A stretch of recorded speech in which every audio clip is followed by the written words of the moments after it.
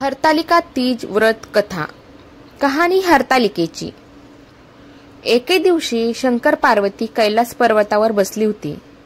पार्वतीनं शंकराला विचारलं, महाराज, सर्व व्रतात चांगलं असं व्रत कोणते? श्रम थोडे आणि फळ पुष्कळ असं एखादं व्रत असलं तर मला सांगा. मी कोणत्या पुण्याईनं आपल्या पदरी पडले हेही मला सांगा. तेव्हा शंकर म्हणाले, जसा नक्षत्रात चंद्रश्रेष्ठ, ग्रहात सूर्यश्रेष्ठ, 4 वर्णात ब्राह्मण श्रेष्ठ, देवात विष्णू श्रेष्ठ, नैत्यात गंगा श्रेष्ठ, त्याचप्रमाणे हरतालिका, नद्यात गंगा श्रेष्ठ, त्याचप्रमाणे हरतालिका हे व्रत सर्वात श्रेष्ठ आहे. ते तुला सांगतो. तेच तू पूर्वजन्मी हिमालय पर्वतावर केलंस आणि त्याचं पुण्य तू मला प्राप्त झालीस. ते व्रत 1. हे व्रत भाद्रपद महिन्यातील पहिल्या तृतीयेला करावं. ते पूर्वी तू कसं केलंस ते मी तुला आता सांगतो. तू लहानपणी मी तुला प्राप्त व्हावं म्हणून मोठं तप केलंस. 64 वर्ष तू झाडाची पिकली पानं खाऊन होतीस. थंडी, पाऊस, ऊन ही तिन्ही दुःख सहन केलीस. हे तुझे श्रम पाहून तुझ्या बापाला फार दुःख झालं व अशीच कन्या कोणाला द्यावी अशी त्याला चिंता पडली. इतक्यात तिथं नारद मुनी आले. हिमालयानं त्याची पूजा केली व येण्याचं कारण विचारलं. तेव्हा नारद म्हणाले, तुझी कन्या उपवर झाली आहे, ती विष्णूला द्यावी, तो तिचा योग्य नवरा आहे. त्यानेच मला तुझ्याकडे मागणी घालण्यास पाठविले आहे, म्हणून मी इथं आलो आहे. हिमालयाला मोठा आनंद झाला. त्याने ही गोष्ट कबूल केली. नंतर नारद तिथून विष्णूकडे गेले.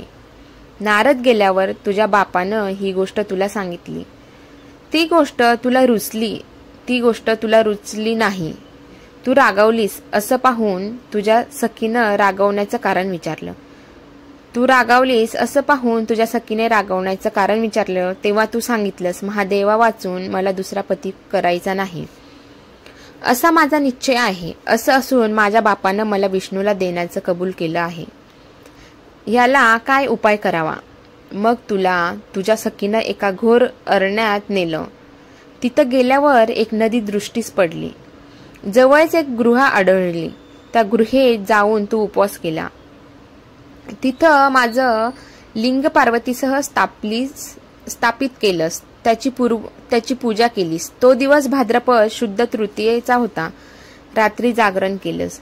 त्या पुण्यानं इथलं माझं आसन हललं.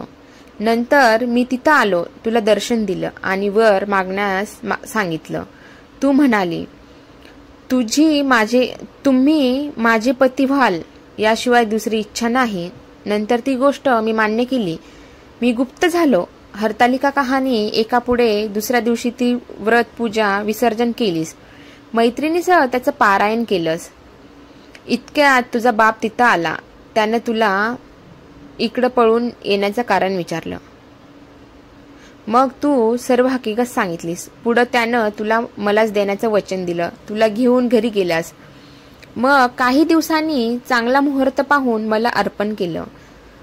अशी या व्रतानं तुझी इच्छा पूर्ण झाली. याला हरतालिका व्रत असं म्हणतात. याचा विधी असा आहे, ज्या ठिकाणी हे व्रत करावायचं असेल त्या ठिकाणी तोरणं बांधावं.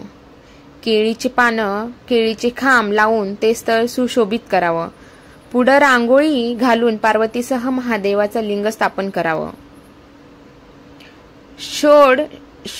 षोडशोपचारांची त्यांची पूजा करावी. मनोभावाने त्याची प्रार्थना करावी. नंतर ही कहाणी करावी व रात्री जागरण करावं. या व्रतानं प्राणी पापापासून मुक्त